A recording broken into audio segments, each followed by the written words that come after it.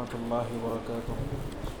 الحمد لله رب العالمين، والصلاة والسلام على أشرف الأنبياء والمرسلين نبينا محمد وعلى آله وصحبه أجمعين وعلى من تبعهم بإحسان إلى يوم الدين، أما بعد. محترم بھائیوں، پچھلے درس میں آپ کے سامنے سن 2 ہجری کا ایک بڑا واقعہ غزوہ بدر، اس کے حوالے سے گفتگو آئی تھی. غزوہ بدر کو قرآن مجید نے فرقان کہا ہے، یعنی وہ یہ غزوہ تھا جس نے حق و باطل کے درمیان فرق کر دیا اور یہ بتا دیا کہ اصل قوت عدد اور تعداد کی نہیں ہے، اصل قوت ایمان کی ہے.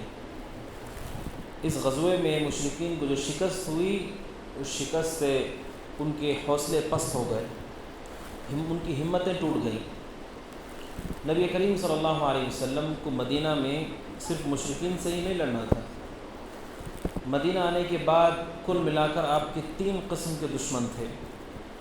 ایک ہے وہ لوگ جو مشرکین مکہ ہیں، جو مکہ میں رہتے تھے.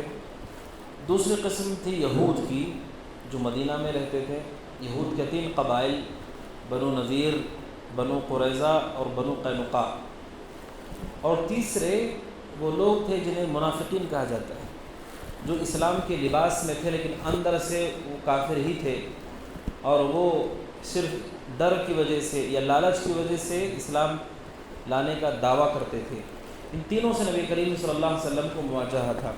غزوہ بدر کے اختتام کے بعد نبی کریم صلی اللہ علیہ وسلم جب لوٹے مدینہ، اسی سال اللہ کے نبی صلی اللہ علیہ وسلم کی بیٹی حضرت رقیہ کا انتقال ہو گیا. بلکہ اسامہ رضی اللہ تعالیٰ عنہ کہتے ہیں کہ جب ہمیں خوشخبری ملی کہ ہم غزوہ بدر میں فتح یاب ہو چکے ہیں، اس وقت ہم نبی کریم صلی اللہ علیہ وسلم کی بیٹی رقیہ رضی اللہ تعالیٰ عنہ کی قبر کو درست کر کے فارغ ہوئے تھے. اسی وجہ سے حضرت عثمان غنی رضی اللہ عنہ بدر میں شریک نہیں ہو پائے، اور نبی کریم صلی اللہ علیہ وسلم نے ان کو برابر بدریوں کے برابر شریک مانا، اس لیے کہ وہ اپنی زوجہ کی بیوی کی خدمت میں تھے جو نبی کریم صلی اللہ علیہ وسلم کی بیٹی ہیں. اور پھر غزوہ بدر کے بعد ہی حضرت فاطمہ رضی اللہ تعالیٰ عنہ کی رخصتی بھی ہوئی، جو نکاح حضرت علی رضی اللہ تعالیٰ عنہ سے ہوا تھا. صحیح بخاری میں اس کی تفصیل ذکر ہے کہ اللہ کے نبی صلی اللہ علیہ وسلم کی بیٹی لخت جگر فاطمہ رضی اللہ تعالیٰ عنہ کا نکاح حضرت علی سے ہوا تھا. اور بدر کے بعد ان کی رخصتی کے لیے اور ولیمے کے لیے حضرت علی رضی اللہ تعالیٰ عنہ پیسہ جمع کر رہے تھے. وہ کہتے ہیں کہ میرے پاس اتنا پیسہ نہیں تھا کہ میں ولیمہ کر سکوں. میرے پاس 2 اونٹنیاں تھیں، ایک جو بدر میں ملی تھی اور ایک اللہ کے نبی صلی اللہ علیہ وسلم کی طرف سے دی ہوئی تھی. ان 2 اونٹنیوں کے ذریعے سے میں سوچ رہا تھا کہ پیسہ جمع کر سکوں، اس کے لیے کوشش کر رہا تھا. مگر ایک صحابی نے ان کی دونوں اونٹنیوں کو ذبح کر دیا اور دونوں اونٹنیوں کو ذبح کر کے اس کے کلیجے کو نکال لیا.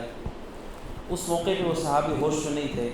نبی کریم صلی اللہ علیہ وسلم کے پاس حضرت علی رضی اللہ عنہ گئے اور وہ رو رہے تھے. آپ نے پوچھا کیا بات ہے؟ کہ اللہ کے نبی میں ولیمے کے لیے پیسہ اکٹھا کر رہا تھا، کوشش کر رہا تھا اور یہ میرے ساتھ ہو گیا. اس موقع پر نبی کریم صلی اللہ علیہ وسلم اس صحابی کے پاس گئے، ان کو تنبیہ کی کہ کسی کے مال کے ساتھ ایسا نہیں کرنا چاہیے. اور پھر اللہ کے نبی صلی اللہ علیہ وسلم نے حضرت علی رضی اللہ تعالیٰ عنہ کو یاد دلایا. انہوں نے کہا کہ ابھی رخصتی کے لیے مہر دینے کے لیے کچھ نہیں ہے. آپ نے یاد دلایا کہ تم عین الدرع الحطمیہ، تمہارے پاس حطمی ایک زرہ تھی، جنگی لباس تھا، وہ کیا ہوا؟ یعنی اس حدیث سے بتانے کا مقصود یہ ہے کہ لڑکی کو، عورت کو دے کر کے مال پھر گھر لایا جاتا ہے. یہ سنت کا طریقہ ہے. لڑکی سے مال لے کر کے، ان سے مطالبہ کر کے، انہیں زبردستی اور ان کو مجبور کر کے مال لینا، یہ شریعت کے تعلیمات میں سے نہیں ہے، نبی صلی اللہ علیہ وسلم کی سنت میں سے نہیں ہے. اللہ کے نبی کو پتہ ہے کہ ان کے پاس مہر کو دینے کے لیے کچھ نہیں ہے، لیکن پھر بھی آپ نے ان سے کہا کہ تمہارے پاس ایک جنگ کا لباس تھا، وہ کیا ہوا؟ یعنی کم از کم وہ صحیح تم وہ ادا کرو، مہر ادا کرو، پھر تو اپنی بیوی کو لے جاؤ. تو یہ سنت کا طریقہ ہے. اور اس سنت کی مخالفت کہ ہم لڑکی والوں ہی سے مطالبہ کریں، پیسہ لینے کی کوشش کریں، اور جس کا نتیجہ اتنا خراب ہے کہ جس کی وجہ سے قتل ہوتے ہیں، خودکشیاں بھی لوگ کر لیتے ہیں، یہ سمجھ کر کے کہ ہمارے پاس کوئی چارہ نہیں ہے. تو نبی کریم صلی اللہ علیہ وسلم کی بیوی نبی کریم صلی اللہ علیہ وسلم کی بیٹی حضرت فاطمہ رضی اللہ تعالیٰ عنہ کی رخصتی بھی غزوہ بدر کے بعد ہوئی۔ سن 3 ہجری میں کیا اہم واقعات پیش آئے؟ سن 3 ہجری میں ایک بڑا واقعہ پیش آیا بنو قینقاع کا۔ بنو قینقاع یہود کا ایک قبیلہ ہے۔ نبی کریم صلی اللہ علیہ وسلم جب مدینہ گئے تو آپ نے وہاں پر معاہدہ کر لیا۔ معاہدہ کسے کہتے ہیں؟ معاہدہ کہتے ہیں آپ کچھ باتوں پر متفق ہو جائیں، آپ بھی اور آپ کے مقابل جو ہے وہ بھی۔ معاہدہ بہت ہی قیمتی ہوتا ہے۔ آپ جب مدینہ گئے تو وہاں پر مشرکین نہیں تھے، وہاں پر یہود تھے اور اوس اور خزرج کے لوگ تھے جو اسلام میں داخل ہو گئے۔ وہاں پر آپ نے معاہدہ کیا جس معاہدے کے تحت مسلمان اپنے دین پر رہیں گے، یہودی اپنے دین پر رہیں گے، اور ہم اپنے اپنے دین پر باقی رہتے ہوئے آپس میں جنگ و جدال نہیں کریں گے۔ یہ معاہدہ طے ہوا تھا اور ہر کوئی پابند تھا کہ اس معاہدے کا لحاظ کرتا۔ ان تینوں قبائل نے بھی معاہدہ کیا، لیکن سن 3 ہجری میں بنو قینقاع نے اس معاہدے کی مخالفت کی اور اس کو نظر انداز کیا۔ نتیجہ یہ ہے کہ نبی کریم صلی اللہ علیہ وسلم نے ان کو جلا وطن کر دیا، یعنی ان کو مدینہ سے خارج کر دیا اور باہر کر دیا۔ یہی طریقہ ہے، معاہدہ اگر ہوتا ہے آپ اس کے پابند ہیں۔ معاہدہ کوئی بھی توڑتا ہے تو حقیقت میں جنگ کو دعوت دیتا ہے۔ جو بھی معاہدہ توڑتا ہے وہ حقیقت میں جنگ کو دعوت دیتا ہے۔ اس لیے ملکوں کے درمیان معاہدے ہوتے ہیں، کوئی بھی اس کی خلاف ورزی کرتا ہے تو اس کے اوپر سخت ایکشن لیا جاتا ہے۔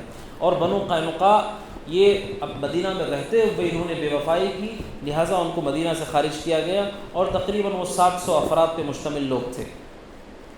اور اسی سال 3 سن ہجری ہی کو غزوہ احد کا واقعہ پیش آیا، اور یہ شوال کے مہینے میں پیش آیا۔ غزوہ احد کا پس منظر کیا ہے کہ جب مشرکین واپس گئے جنگ ہار کر کے بدر سے، تو وہاں پر وہ اندر سے غیظ و غضب کی وجہ سے اندر سے وہ بلک رہے تھے کہ کیسے ہم اپنی اس ناکامی کا بدلہ لیں۔ چنانچہ انہوں نے اس کے لیے تیاریاں کی، اور تقریباً 3000 کی ایک فوج کو تیار کیا گیا، اکٹھا کیا گیا، اور اس میں انہوں نے ہر قسم کی تیاری کی، حتیٰ کہ وہ عورتوں کو بھی ساتھ میں لے کر کے آ گئے۔ عورتیں جنگوں میں نہیں آتی تھیں، لیکن مشرکین نے کہا کہ اب عورتوں کو بھی ساتھ لے لو، یعنی بھاگنے کے لیے کوئی چارہ نہ ہو، گھروں میں کوئی نہ رہے، سب کے سب عورتیں وہ مردوں کے ساتھ جائیں گی، تاکہ جو بھی لڑے گا وہ جمع مردی کے ساتھ لڑے۔ اس کو یہ فکر نہ ہو کہ مجھے گھر جانا ہے اپنی جان بچانے، اس لیے کہ اس کی بیوی بھی، اس کی بیٹیاں بھی، اس کی بہنیں بھی، سب وہ اس میں جنگ میں شریک ہوں۔ انہوں نے عورتوں تک کو لے لیا اور وہ نبی کریم صلی اللہ علیہ وسلم پر حملہ آور ہونے کے لیے تیار ہو گئے۔ اس موقع پر نبی کریم صلی اللہ علیہ وسلم نے صحابہ سے مشورہ کیا۔ آپ نے صحابہ سے پوچھا جنگ مدینہ کے اندر کرنی چاہیے یا مدینہ کے باہر کرنی چاہیے؟ بعض لوگوں نے کہا کہ ہم اندر ہی محلوں کے کناروں پر کھڑے ہو کر کے جنگ کر لیں گے، اور یہاں عورتیں گھر محفوظ رہیں گی اور یہاں سے دشمنوں کو دفاع کریں گے۔ بعض صحابہ نے کہا اللہ کے نبی ہمیں مدینہ کے اندر جنگ نہیں کرنی چاہیے، ہمیں باہر جا کر کے بستی سے نکل کر کے جنگ کرنی چاہیے، اور آخر میں آپ نے اسی مشورے کو قبول کیا۔ غزوہ احد، یہ احد پہاڑی ہے، اس کے دامن میں واقع ہوئی۔ احد پہاڑ مشہور پہاڑ ہے، مدینہ میں آج بھی کئی کلومیٹر تک وہ پھیلا ہوا ہے، اسی کے دامن میں غزوہ احد پیش آیا۔ اور یہ پہاڑ، اس کے بارے میں اللہ کے نبی نے فرمایا احد ایک ایسا پہاڑ ہے جو ہم سے محبت کرتا ہے، ہم اس سے محبت کرتے ہیں۔ اگرچہ کہ وہ بے جان ہے، لیکن اس کے اندر احساس ہے کہ وہ بھی نبی اکرم صلی اللہ علیہ وسلم سے محبت کرتا تھا۔ غزوہ احد کے دامن میں یہ لڑائی لڑی گئی۔ اللہ کے نبی صلی اللہ علیہ وسلم نے 1000 صحابہ کو تیار کیا، یعنی مشرکین کا لشکر 3000 کا تھا، اور اللہ کے نبی صلی اللہ علیہ وسلم کے ساتھیوں کا لشکر 1000 کا تھا۔ آپ نے ان کو تیار کیا، اور آپ جب مدینہ سے نکلے آپ نے اپنی جگہ پر نائب عبداللہ بن ام مکتوم کو بنایا۔ عبداللہ بن ام مکتوم جانتے ہیں، ایک اندھے صحابی ہیں، نابینا صحابی ہیں۔ اسلام یہ کہتا ہے کہ آدمی ہاتھ پیر سے معذور ہے، آنکھ سے معذور ہے، تو اس کا یہ مطلب نہیں کہ وہ پچھڑا ہوا ہے، اس کا یہ مطلب نہیں کہ عبث اور بیکار ہے۔ آدمی جس حالت میں بھی ہو اسی حالت میں رہتے ہوئے وہ اپنی صلاحیتوں کا استعمال کرے۔ ایک نابینا صحابی جنہیں آنکھوں سے نظر نہیں آتا، اللہ کے نبی نے ان کو اپنا نائب بنایا مدینہ پر۔ اب سوچئے کہ کس قدر ان کے عزم اور حوصلے پہ پختگی تھی، وہ اندھے ہوتے ہوئے بھی وہ اپنے آپ کو دیکھنے والوں سے، بینا لوگوں سے کم نہیں سمجھتے تھے، وہ ہر معاملے میں آگے رہتے تھے، پیش رہتے تھے۔ بلکہ میں آپ کو بتاؤں، عبداللہ بن ام مکتوم یہ آپ کے مؤذن بھی ہیں، مسجد نبوی کے مؤذن ثانی ہیں۔ پہلے مؤذن حضرت بلال حبشی ہیں اور دوسرے مؤذن عبداللہ بن ام مکتوم ہیں۔ حضرت بلال بھی اذان دیتے تھے اور یہ صحابی بھی اذان دیتے تھے جو کہ اندھے تھے۔ اسی سے اہل علم نے کہا کہ اندھا شخص اذان بھی دے سکتا ہے اور نماز بھی پڑھا سکتا ہے، اس لیے کہ آپ نے اپنی جگہ پر ان کو مقرر کیا ہے۔ ظاہر سی بات ہے نمازیں آپ ہی پڑھاتے تھے، آپ کے جانے کے بعد نمازیں عبداللہ بن ام مکتوم نے پڑھائی ہیں۔ تو یہ صحابی کا کردار ہے کہ وہ معذور ہوتے ہوئے بھی ان کا حوصلہ کس قدر بلند تھا، اور نبی اکرم صلی اللہ علیہ وسلم کے اخلاق ہیں کہ آپ نے سماج کے ہر قسم کے طبقے کو اپنے سے قریب رکھا اور ان کے پاس جو صلاحیت ہے اس صلاحیت کا آپ نے استعمال کیا۔ لیکن جس میں نے کہا اللہ کے نبی صلی اللہ علیہ وسلم کو جو دشمنوں سے مواجہہ تھا ان میں سے منافقین بھی تھے۔ اللہ کے نبی صلی اللہ علیہ وسلم مدینہ اور احد کے درمیان شوط نامی ایک جگہ پر پہنچے، وہاں پر عبداللہ بن ابی بن سلول یہ ایک شخص ہے جو منافقین کا سردار کہلوایا جاتا ہے، جسے رأس المنافقین کہا جاتا ہے۔ وہاں پر جب پہنچے تو اس نے وہاں پر آپ کے ساتھ بے وفائی کی اور 1/3 حصہ فوج کا وہ اپنے ساتھ واپس مدینہ لے کے چلا گیا۔ 1000 میں سے تقریباً 300 لوگ عبداللہ بن ابی بن سلول کے ساتھ واپس چلے گئے۔ آپ کی فوج میں کمی واقع ہو گئی، آپ کے صحابہ جو آپ کے ساتھ رہے وہ تقریباً 700 صحابہ ہی رہ گئے۔ وہاں پر عبداللہ بن ابی بن سلول کو سمجھانے کی کوشش کی گئی اور اس کے ساتھ جو لوگ تھے ان کو سمجھانے کی کوشش کی گئی، لیکن انہوں نے اسے قبول نہیں کیا، یہاں تک کہ وہ مدینہ لوٹ گئے۔ اور جو 700 لوگ تھے ان میں سے صرف 50 ایسے لوگ تھے جن کے پاس سواریاں تھیں، جن کے پاس سامان میسر تھا۔ نبی کریم صلی اللہ علیہ وسلم بہت ہی دور اندیش تھے، سمجھدار تھے، اور آپ بحیثیت قائد جرنیل سبحان اللہ آپ کی صلاحیتیں غیر معمولی ہیں، حتیٰ کہ مستشرقین جو غیر مسلمین ہیں انہوں نے بھی آپ کی ذات کے حوالے سے کتابیں لکھی ہیں جس میں آپ کی عقل کی پختگی کو ثابت کیا ہے۔ وہاں پر اللہ کے نبی نے کہا ایک ٹیلہ ہے، آج بھی ہے وہ، جسے جبل الرمات کہا جاتا ہے۔ آپ نے جبل الرمات پہ 50 صحابہ کو کھڑا کیا اور ان میں ایک صحابی کو امیر بنائے، جبیر بن مطعم کو۔ آپ نے کہا دیکھو تمہاری ذمہ داری یہ ہے کہ تم تیروں کے ساتھ اس ٹیلے پہ تیار رہنا اور کسی بھی شکل تمہیں نیچے نہیں اترنا ہے، حتیٰ کہ اگر پرندے ہمارے سروں کو نوچ لیں یعنی ہم لوگ قتل کر دیے جائیں تب بھی تمہیں نیچے اتر کر کے نہیں آنا ہے۔ اور آپ نے 50 لوگوں کو وہاں پر متعین کیا۔ لیکن جب جنگ شروع ہوئی، جنگ میں جو جھنڈا تھا حضرت مصعب بن عمیر کے پاس تھا، وہی صحابی جنہیں مقری کہا جاتا ہے، جنہوں نے آپ سے پہلے مدینہ میں آ کے لوگوں کو اسلام کی دعوت دی تھی، ان کے پاس اسلام کا جھنڈا تھا۔ جنگ احد کے موقع پر جب جنگ شروع ہوئی اس میں پہلا حصہ وہ تھا جس میں مسلمان غالب آ گئے اور مشرکین پیٹ پھیر کر بھاگنے لگے، اور یہ پہلا حصہ تھا جو فتح یابی کا والا تھا، جہاں پر اللہ تبارک و تعالی نے اہل اسلام کو غلبہ دیا اور ان کو کامیابی دی۔ لیکن نبی کریم صلی اللہ علیہ وسلم نے چونکہ تعلیم دی تھی کہ ٹیلے کے نیچے سے اوپر سے نہیں اترنا ہے، جب صحابہ نے دیکھا جو ٹیلے پہ مقرر تھے کہ یہ لوگ پیٹ پھیر کر کے بھاگ رہے ہیں اور اپنا مال بھی چھوڑ کر کے جا رہے ہیں جسے غنیمت کا مال کہا جاتا ہے، تو ان لوگوں نے سوچا کہ اب جنگ جیت چکے ہیں، ان کی نیت میں کوئی خرابی نہیں تھی، انہوں نے سمجھا جنگ پوری ہو گئی ہے، اب ہمیں نیچے آ جانا چاہیے، جبکہ آپ نے کہا تھا کسی شکل تمہیں نیچے نہیں آنا چاہیے، یہاں تک کہ آپ کا حکم ہو کہ نیچے آ جاؤ۔ لیکن وہ نیچے اتر گئے، حتیٰ کہ ان کے امیر نے جبیر بن مطعم نے انہیں روکا کہ یہ صحیح نہیں ہے، لیکن پھر بھی وہ نیچے اتر گئے۔ جب نیچے اتر گئے تو پھر ان کے جو مشرکین کے جو سرخیل تھے، جو اس موقع پہ قائد تھے ابو سفیان، وہ بھی بہت ذہین و فتین اور جنگجو شخص تھے۔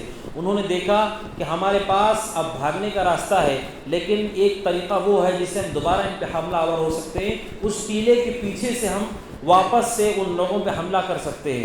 چنانچہ یہ لوگ مال جمع کرنے میں ہو گئے اور ابو سفیان نے اپنے لشکر کو لے کر کے ٹیلے کے پیچھے سے جا کر کے مسلمانوں پہ پیچھے کی جانب سے حملہ کر دیا، اور وہ اپنے آپ کو سنبھال نہیں پائے، اس لیے کہ پیچھے کی طرف دشمن نے اچانک حملہ کیا، انہیں سامان اور ہتھیار اٹھانے میں تاخیر ہوئی، جس کا نتیجہ یہ ہوا کہ 70 صحابہ شہید ہو گئے، 70 صحابہ شہید ہو گئے، اور اس موقع پر ایک افراتفری کا ماحول ہو گیا، اور اسی موقع پر ایک آواز بھی لگا دی گئی کہ شیطان نے لگائی کہ جان لو کہ محمد کو قتل کر دیا گیا، محمد کو قتل کر دیا گیا۔ جب یہ آواز لگی تو صحابہ کے حوصلے اور پست ہو گئے کہ جب نبی ہی مر گئے، نبی ہی وفات پا گئے، نبی دنیا سے چلے گئے، پھر ہمارا کیا ہوگا، ہم آپ کے بعد کیا کریں گے۔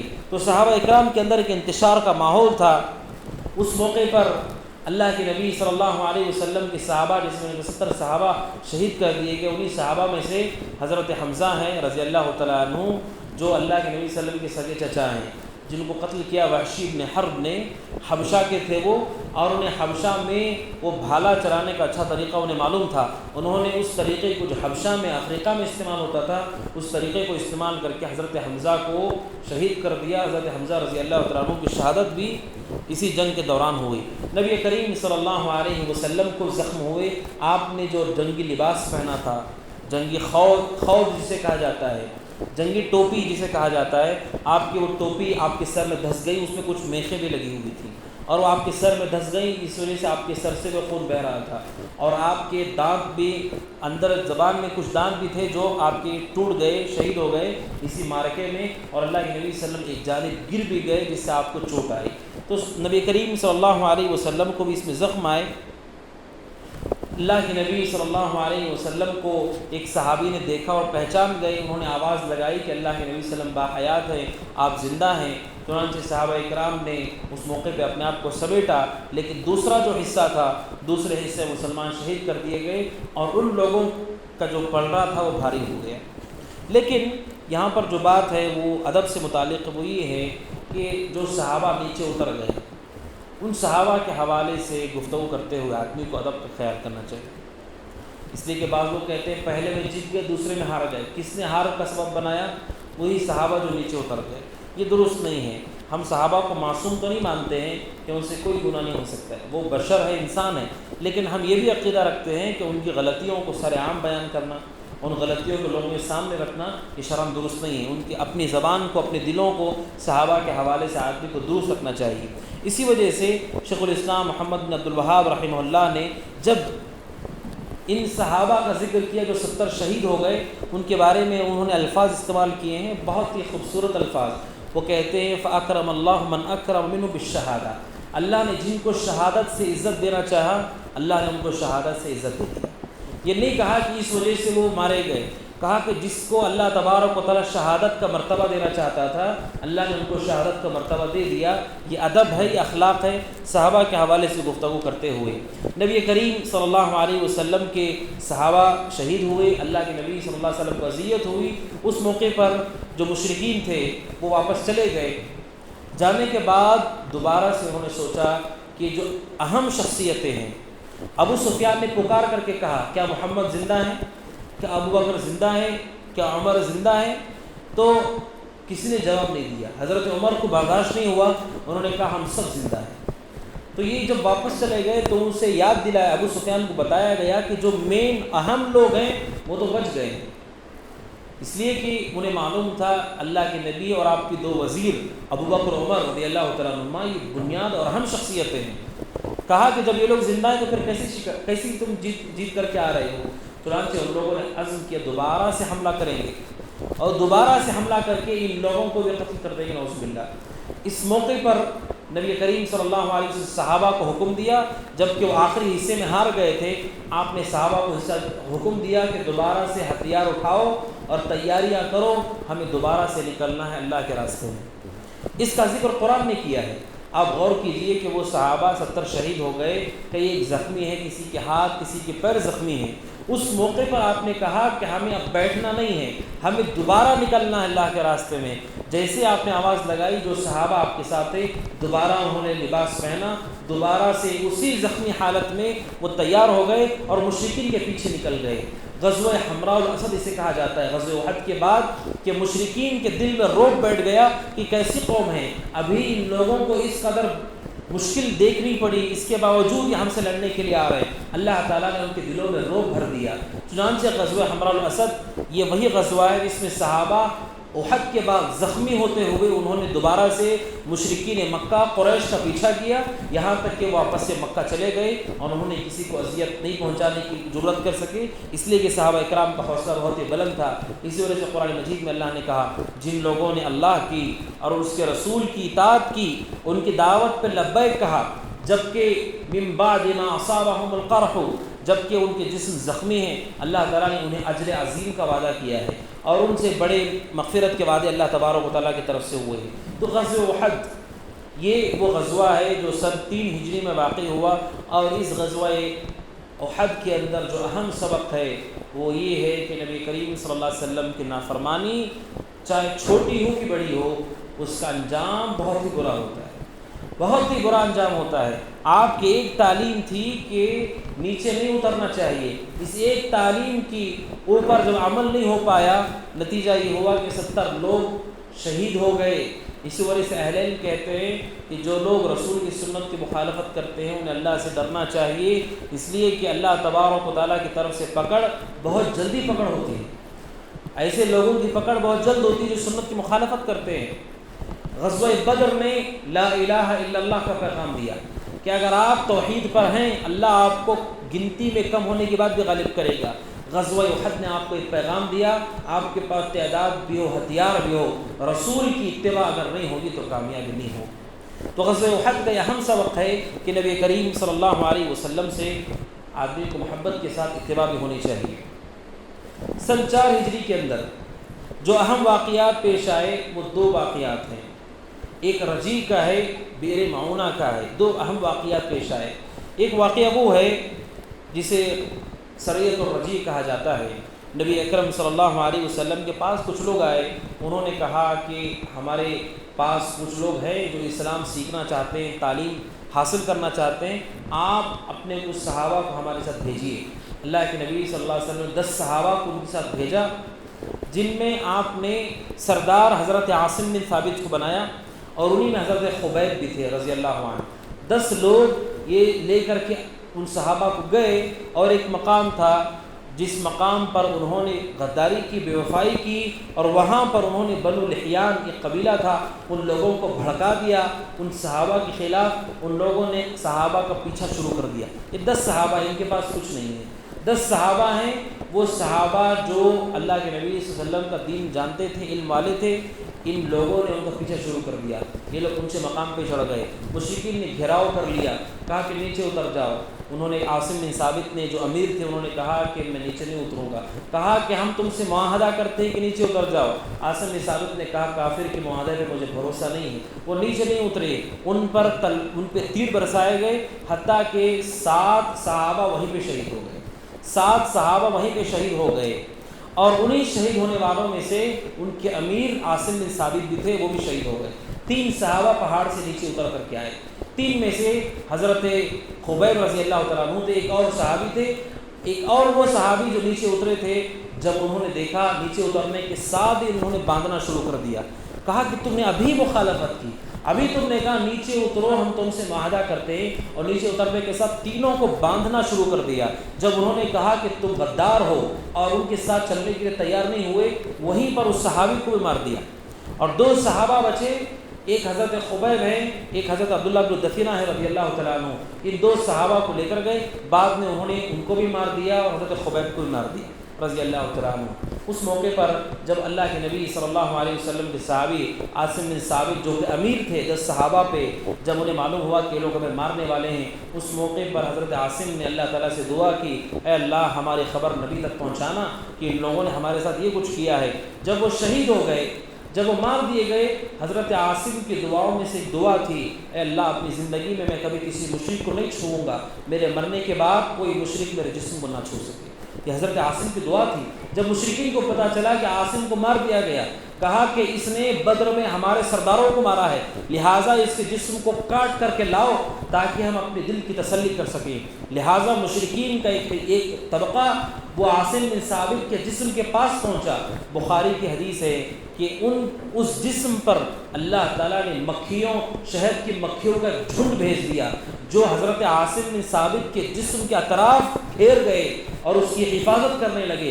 نتیجہ یہ کہ ایک شخص بھی عاصم بن ثابت کے جسم کو چھو نہیں سکا، وہ کسی طریقے سے عاصم بن ثابت کے جسم کو نقصان نہیں پہنچا سکے، اور اس طرح اللہ نے اس مرد مجاہد کو، اس صحابی کو، عاصم بن ثابت کو مشرکین کی نجاست سے، ان کی بے احترامی سے بچایا، وہ اس کو چھو نہیں سکے۔ حضرت عمر کو جب پتہ چلا کہ عاصم بن ثابت کی یہ دعا تھی اور اللہ تعالیٰ نے شہد کی مکھیوں سے ان کی حفاظت کی، حضرت عمر کہا کرتے تھے یہ اللہ تعالیٰ کی شان ہے کہ جس طرح مومن کی زندگی میں حفاظت کرتا ہے، مرنے کے بعد بھی اللہ تعالیٰ اس کی حفاظت کرتا ہے۔ تو عاصم بن ثابت کو انہوں نے شہید کر دیا۔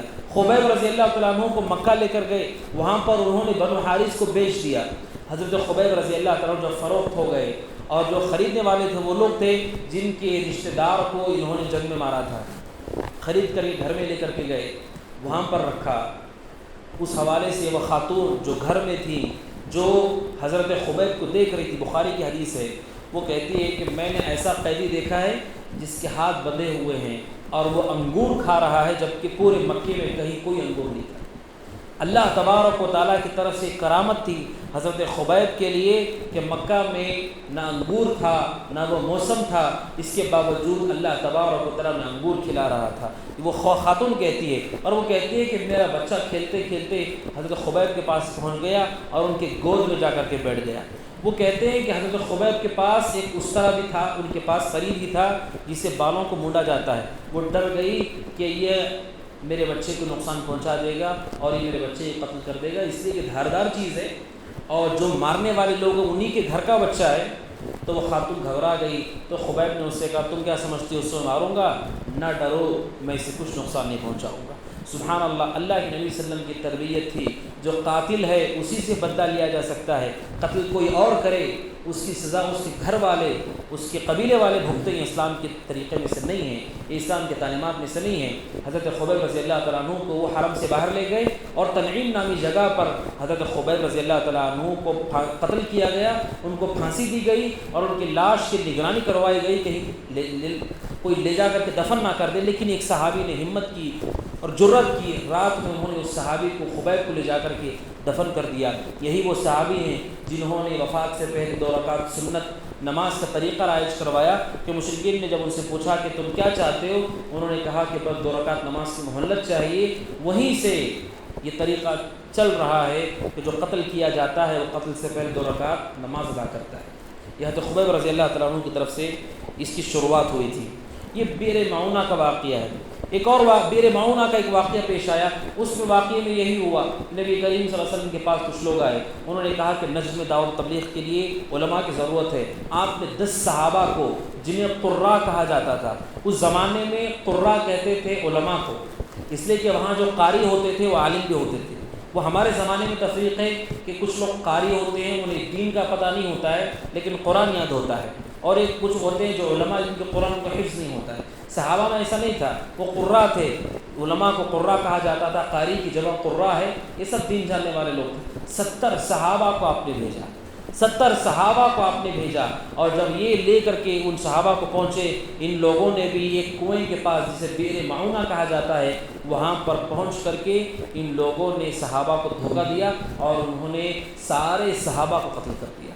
70 صحابہ اور 70 قراء اور سب علماء تھے، ان سب کو مار دیا۔ ان میں سے ایک صحابی بچ پائے جو مدینہ منورہ پہنچ گئے، باقی سارے صحابہ شہید کر دیے گئے۔ یہ 2 واقعات بہت ہی بڑے واقعات سن 4 ہجری میں بئر معونہ کا جو واقعہ ہوا، اللہ کے نبی صلی اللہ علیہ وسلم اس قدر تکلیف میں تھے، اس قدر آپ کو اذیت ہوئی، 10 صحابہ انہوں نے مار دیے، اور یہ لوگ 70 صحابہ لے کر گئے۔ وہ علماء تھے، اور ایک ایک عالم اپنی جگہ بڑی اہمیت رکھتا ہے، اگرچہ کہ شہرت میں، علم میں، درجے میں فرق ہوتا ہے، لیکن کوئی بھی عالم ہو اس سے بہت بڑا خیر جڑا ہوتا ہے، اس سے بہت سارے لوگ جڑے ہوتے ہیں، وہ کہیں بھی رہتا ہو لیکن کچھ نہ کچھ افراد ہوتے ہیں جو اس سے متعلق ہوتے ہیں، جو اس سے سیکھتے ہیں، اس سے پوچھتے ہیں۔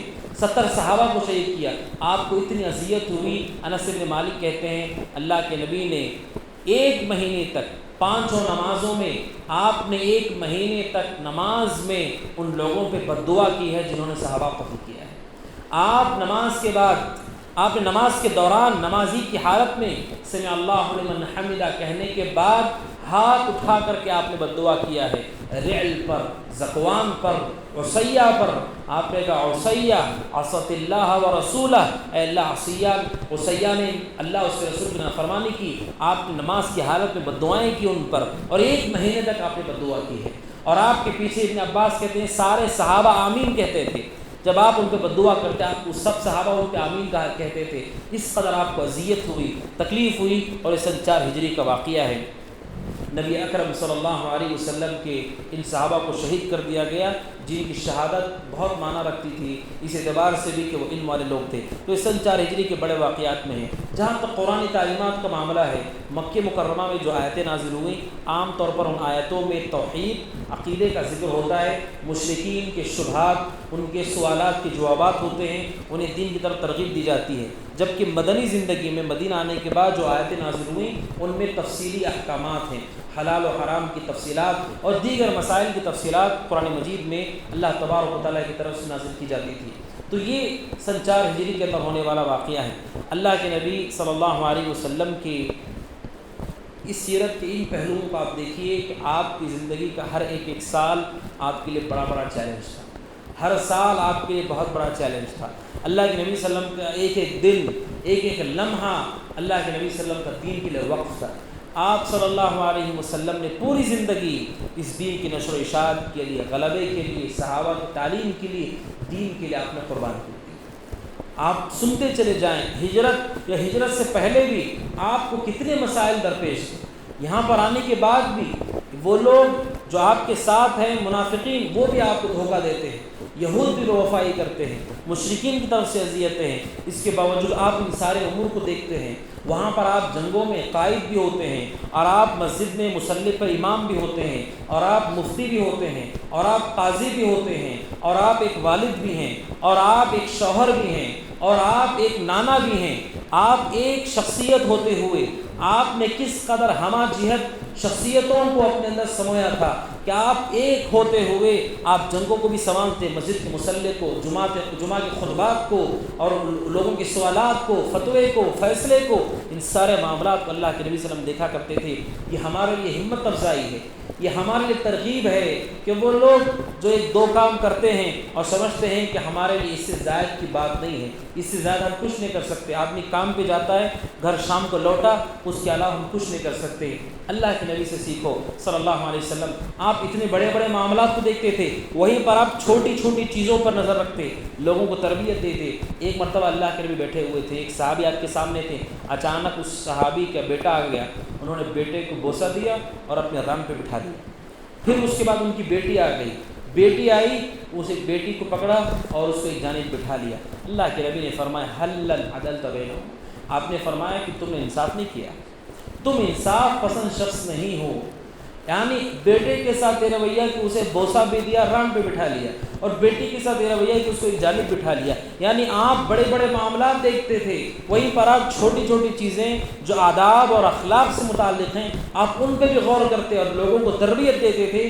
اس قسم کے کام سے اپنے آپ کو بچاؤ، دور رکھو۔ یہ نبی کریم صلی اللہ علیہ وسلم کے اعلیٰ اخلاق میں سے۔ اللہ تبارک و تعالیٰ سے دعا کہ اللہ تبارک و تعالیٰ نبی کریم صلی اللہ علیہ وسلم کی سیرت کو سننے سمجھنے کی توفیق عطا فرمائے، اور اللہ تبارک و تعالیٰ ہم سب کو نبی کریم صلی اللہ علیہ وسلم کے طریقے پر زندہ رکھے۔ آمین۔ صلی اللہ وسلم علی نبینا محمد وعلی آلہ وصحبہ اجمعین۔ السلام علیکم ورحمۃ اللہ وبرکاتہ۔